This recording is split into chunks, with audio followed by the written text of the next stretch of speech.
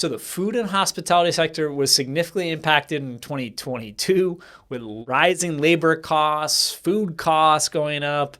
If the pandemic wasn't enough in 2020 and 2021, 2022, depending on the business, was really tough for many hospitality and food brands in the United States.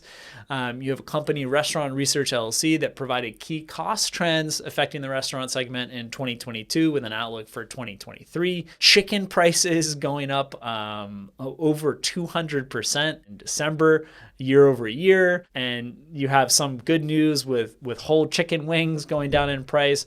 But overall, chicken's gone way up. It's become much more costly, as well as vegetables going up nearly 46% for 2022. Fresh fruits, melons, 18%.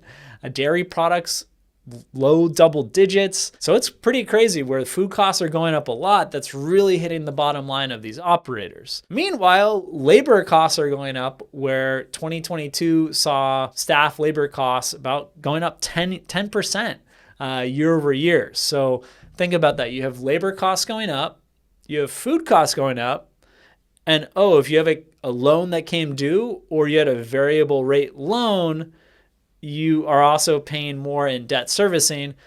What's happened is a lot of these businesses, like a Burger King, running at a pretty thin margin, 10%, 12%, some even in the single digits. That was 2020, 2021 and earlier. Now the net profit's negative or low single digits. They're struggling as food costs have gone up, labor costs have gone up, and your debt service have gone up. So the restaurant and hospitality sector has really been hit hard.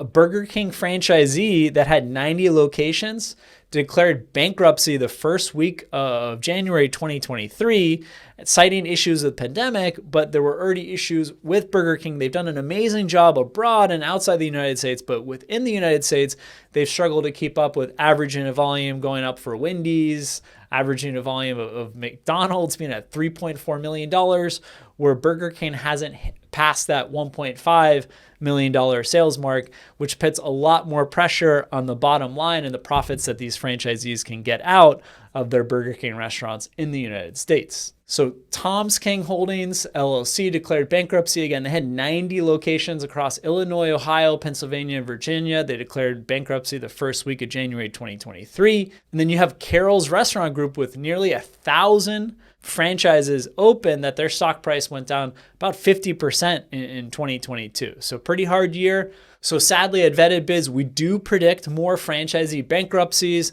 on the horizon for 2023. This does provide an opportunity for emerging franchise brands that can go into a second generation location. So say a fast food joint is closing down and you have a concept that has a similar square footage, you can go in and potentially open up your business for half the cost.